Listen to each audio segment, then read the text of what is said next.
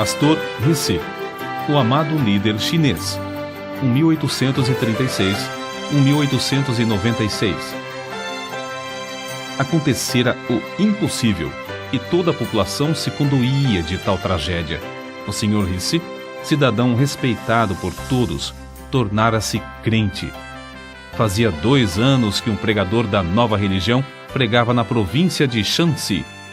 Enquanto se esperava que enredasse alguns dos mais ignorantes, ninguém imaginava que o Sr. Rissy, homem culto, de grande influência entre o povo e destacado adepto de Confúcio, seria o primeiro a ficar enfeitiçado pelos diabos estrangeiros. Não havia entre o povo quem odiasse tantos estrangeiros como o Sr. Rissy. Mas, de repente, eis que ele estava ligado em espírito ao missionário. Abandonara todos os ídolos. Dizia-se que os queimara. Deixara de adorar as tábuas ancestrais. Não havia mais o cheiro de incenso na sua casa. E o que era ainda mais estranho, o Sr. Rissy desistira de fumar ópio. Os velhos recordavam que Shanxi fora uma das províncias mais prósperas da China e contavam como fora introduzido o fumo estrangeiro, isto é, o ópio. O vício se tornara tão generalizado que todo o povo estava reduzido à maior pobreza. Nem mesmo os mais velhos se recordavam de alguém habituado a fumar ópio que, no decorrer dos anos, tivesse conseguido libertar-se do vício.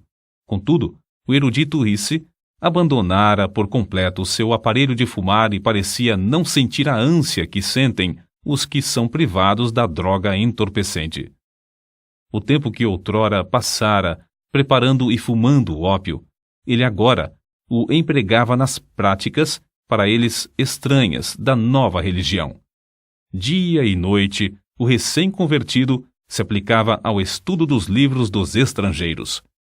Às vezes, cantava de uma maneira singular, e outras vezes de joelhos, e com os olhos fechados falava ao Deus dos estrangeiros, o Deus que ninguém via e que não tinha santuário para localizar-se. Dia após dia, a Sra. Rissy notava a grande transformação na vida do marido e começou a abandonar o intenso ódio que sentiu quando ele se converteu. Quando acordava à noite, via-o absorto, lendo o precioso livro dos livros, ou ajoelhado, suplicando ao Deus invisível que sentia estar presente. A persistência do homem em reunir todos os membros da família diariamente para os cultos estranhos foi tal que ganhou também sua esposa para Cristo. Para o crente Rissy, Satanás era o temível adversário que realmente é, sempre incansável e constantemente espreitando para derrubar e destruir os crentes. Contudo, para ele o poder de Cristo era igualmente real, e Rissy saía mais que vencedor em todas as dificuldades. Considerava a oração indispensável e, não muito depois de se converter, chegou a reconhecer o valor de jejuar para melhor orar. Foi então que aconteceu a coisa menos esperada. A própria natureza da Sra. Rissy parecia mudada. Ao converter-se, tornara-se profundamente alegre e recebia as lições das Escrituras avidamente. O marido esperava que breve ela se tornasse uma verdadeira companheira na obra de ganhar almas, mas, repentinamente, parecia pairar sobre ela uma nuvem do mal.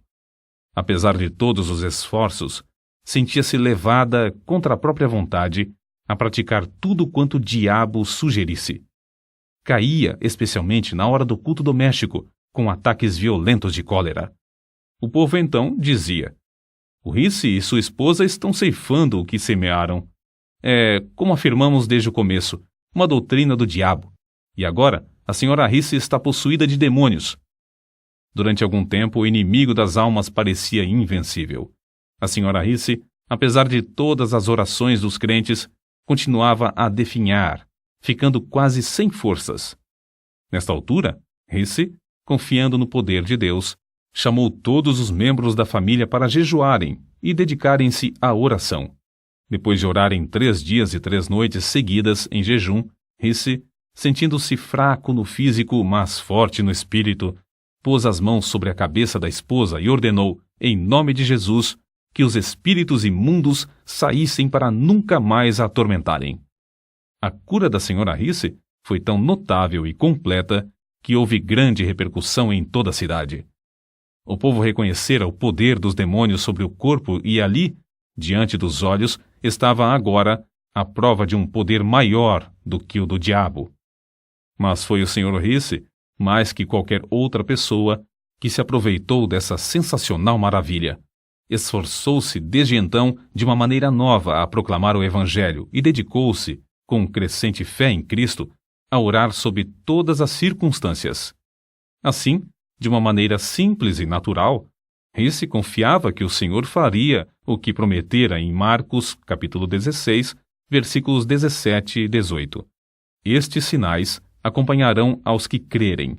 Em meu nome expulsarão demônios, falarão novas línguas, pegarão em serpentes, e se beberem alguma coisa mortífera, não lhes fará dano algum, e porão as mãos sobre os enfermos, e estes serão curados. Em resposta à oração desse humilde crente, o Senhor cooperava com ele e confirmava a palavra com sinais, como em Samaria, Lida e outros lugares aos tempos dos apóstolos. E, tal qual os tempos antigos, homens e mulheres, ao verem o poder de Deus, convertiam-se ao Senhor.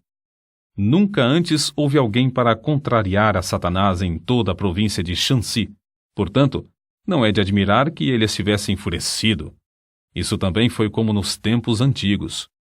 A perseguição, entretanto, se tornou mais e mais severa, até que, por fim, o povo planejou, ao tempo de uma grande festa pagã, passar cordas por cima dos caibros nos templos idólatras e pendurar todos os crentes pelas mãos até que se retratassem e negassem a fé na religião dos estrangeiros. Ora, Risse era tão prático como espiritual e levou o caso ao conhecimento das autoridades. Era novato na fé e não conhecia bem trechos das Escrituras como estes: Não resistais ao mal, e minha é a vingança, eu recompensarei, diz o Senhor.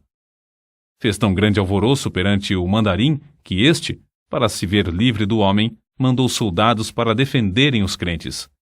A perseguição, por isso, fracassou.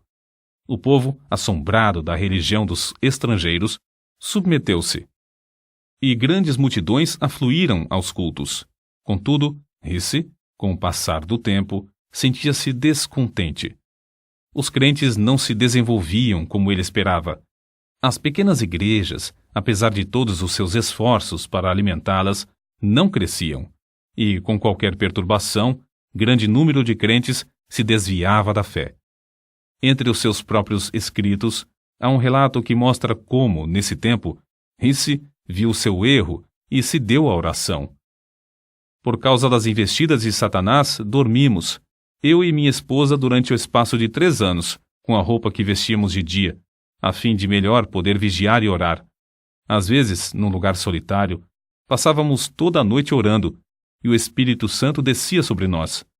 Sempre cuidávamos de pensar, falar e nos comportar de modo a agradar ao Senhor, mas então reconhecíamos, como nunca, a nossa fraqueza, que de fato não éramos coisa alguma, e nos esforçávamos para saber a vontade de Deus. Não há talvez maior prova de verdadeira conversão do que a influência sobre o próximo. Depois de Risse procurar estar mais perto do Senhor, foi eleito chefe pelo povo do vilarejo onde morava, cargo que recusou de início, porque não podia participar dos ritos no templo pagão. Mas esse fato foi previsto pelo povo, de modo que insistiram para que aceitasse a magistratura com a condição de ficar desobrigado de quaisquer solenidades que diziam respeito aos deuses. É somente ele nos mandar e nós faremos, dizia a multidão. Porém, quando Risse recusou, a não ser que o povo cessasse todas as cerimônias pagãs e fechasse o seu templo, todos voltaram para casa. Grande foi, pois, a surpresa quando, alguns dias depois, o povo voltou e concordou em fechar o templo. O erudito Risse era o único entre eles liberto do ópio e capacitado para chefiar o povo. O fervoroso crente, então, assumiu o cargo, como um serviço a ser feito perante o Senhor. Houve boa safra, bom êxito na parte financeira, e prevaleceram a paz e o contentamento. Foi reeleito para o 2º ano e para o 3º, mas quando reeleito para o 4º ano, recusou o cargo, insistindo em dizer que devia entregar todo o seu tempo na obra de evangelização, obra que aumentara grandemente. Quando o povo elogiava pela boa maneira como servia a todos, ele respondia com um sorriso.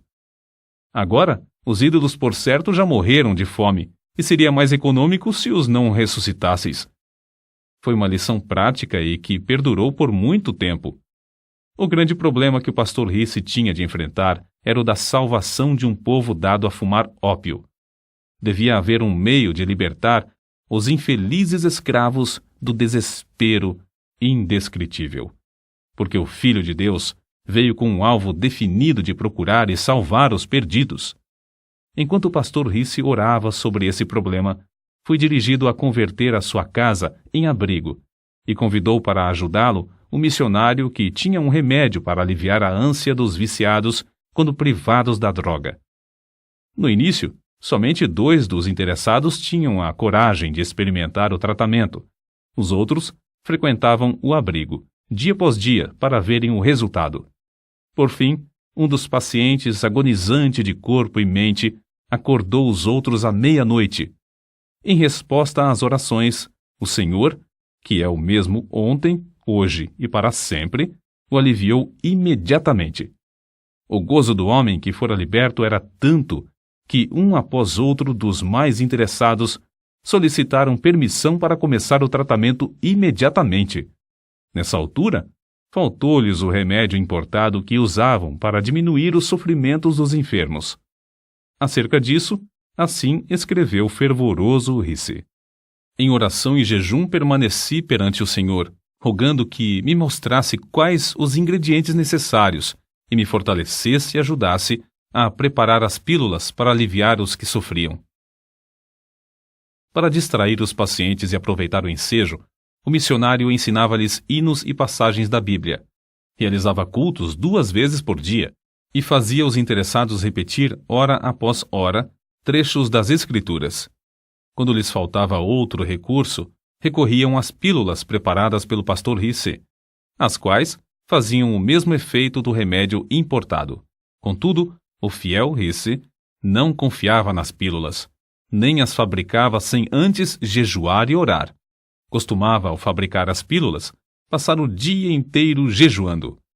Às vezes, de tarde, estando demasiadamente cansado para continuar de pé, saía para passar alguns minutos perante Deus. Senhor, é a tua obra, dá-me a tua força. Era o seu pedido, e sempre voltava renovado, como se tivesse comido e descansado. Um dos segredos do incrível êxito do pastor Ricci na obra do abrigo era a audácia do seu amor para com os infelicitados cativos do vício do ópio. Amor que o levou a persistir e sacrificar tudo por eles. Quando caíam em alguma falta, ou mesmo tramavam para o derrubar, suportava tudo como somente o amor sabe suportar. Quanto mais o pastor Ricci orava, tanto mais Deus aumentava a obra. E quanto mais crescia a obra, tanto mais ele sentia o anelo de orar. Em vez de ficar escravizado pelas inumeráveis obrigações, deliberadamente dedicava horas, e mesmo dias, frequentemente em jejum para orar perante o Senhor a fim de saber a sua vontade e receber da sua plenitude. Certo dia, quando assim orava, o Senhor o impressionou profundamente acerca do povo da cidade de Shaocheng, que vivia e morria sem saber o caminho da salvação. Mas como podia ele abrir outro abrigo em uma cidade da qual não conhecia os costumes? Como podia arranjar tempo? Porém, enquanto orava, o Senhor lhe disse: todo o poder me é dado. Mas como podia ir sem recursos? Não possuía dinheiro suficiente para pagar a passagem até aquela cidade. Persistiu em orar, e o Senhor continuou a aplainar as dificuldades. Dinheiro? Era de dinheiro que precisava para abrir os corações e ganhar almas? Se o Senhor chamava, não supriria ele todo o necessário?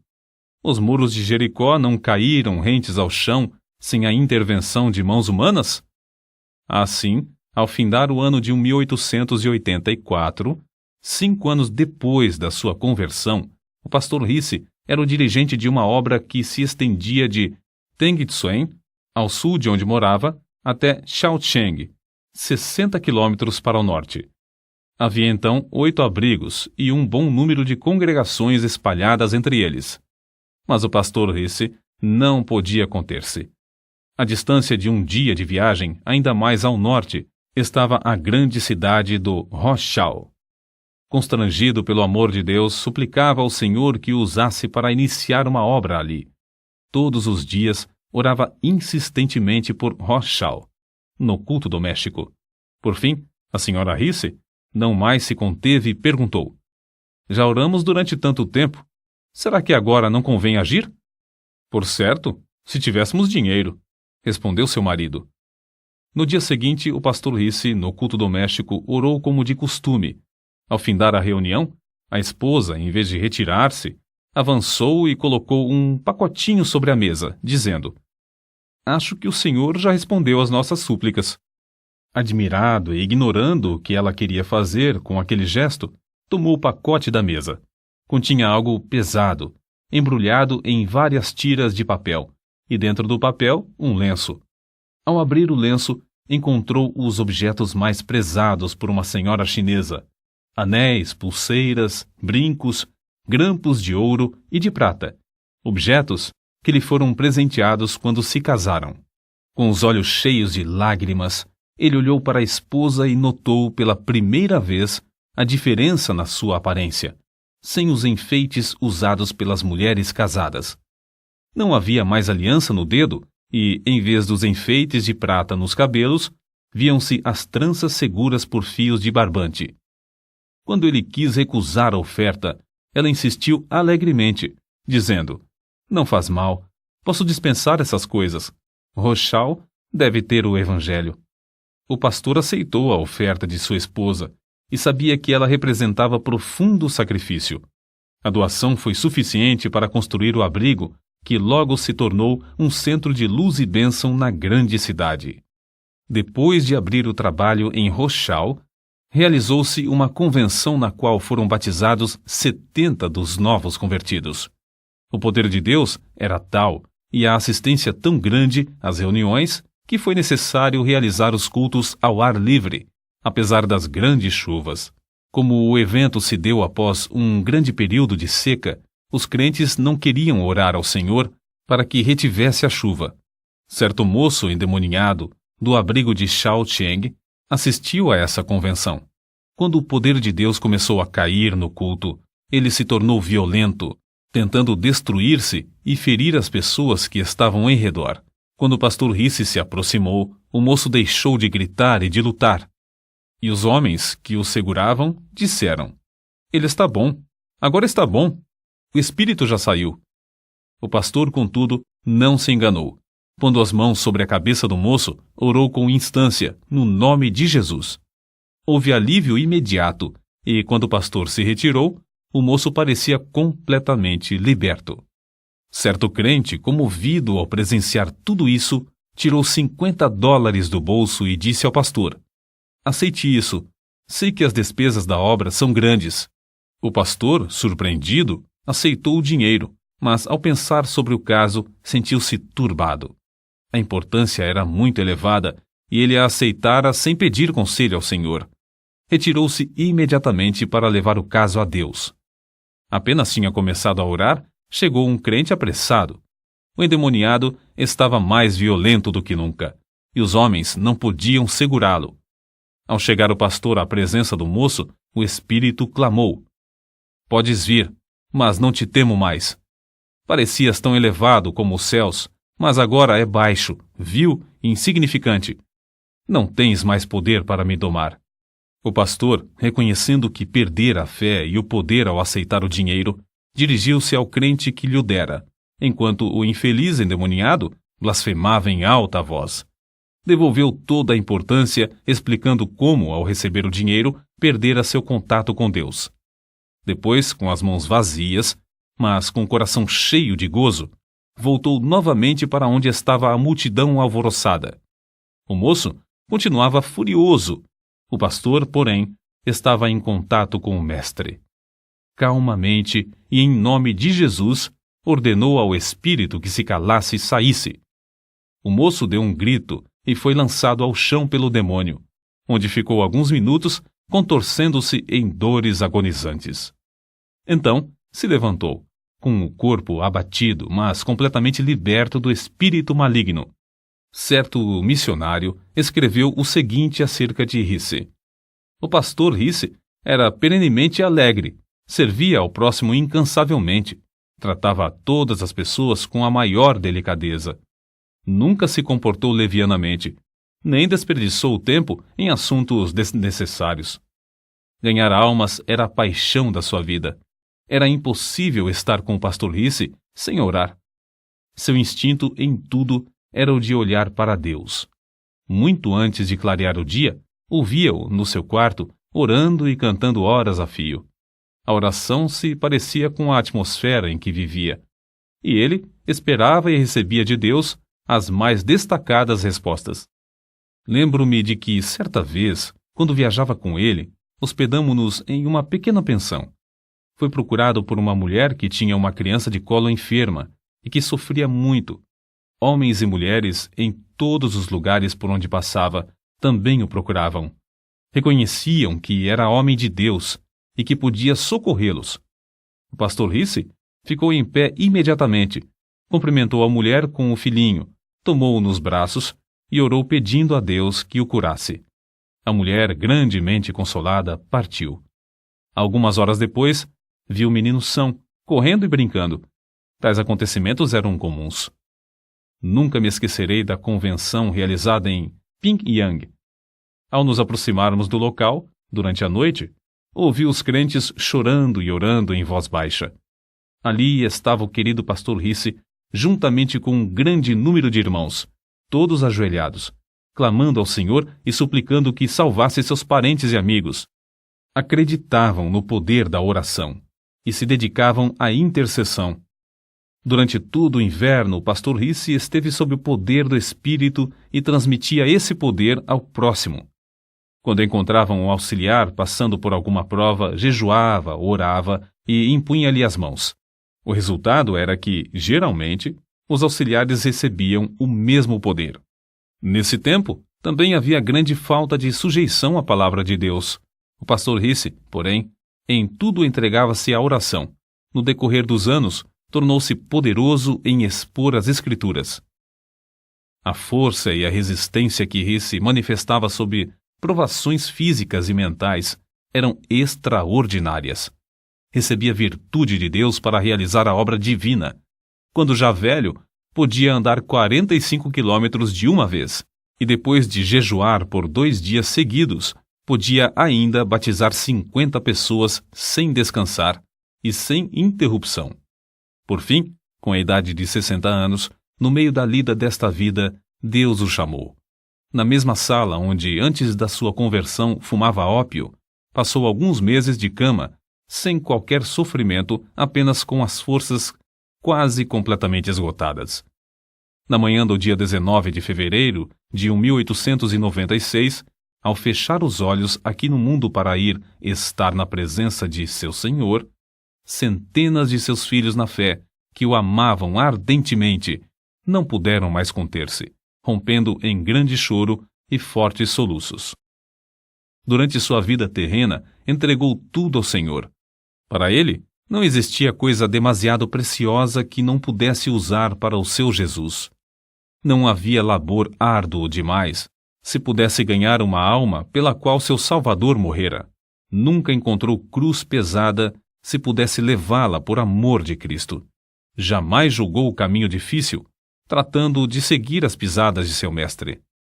Assim, o fiel pastor Risse foi promovido para fazer serviço mais alto, mais sublime, para estar em mais íntima ligação com Jesus.